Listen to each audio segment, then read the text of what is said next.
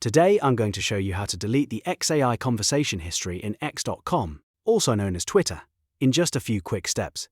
This is useful if you want to clear your Grok chat history and keep your account more organized in private. If this video helps, don't forget to hit the like button and subscribe for more simple tutorials like this. Let's jump right in. First, open x.com and make sure you're signed into the correct account. On the left side of the screen, look for the More option in the navigation bar and click it.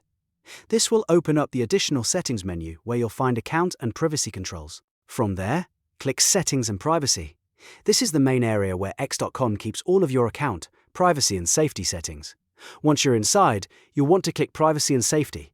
That section contains the controls related to your activity, visibility, and connected services.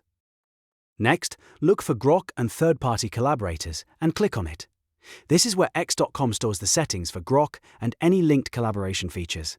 Inside this menu, you should see the option to delete your conversation history. Click Delete Conversation History.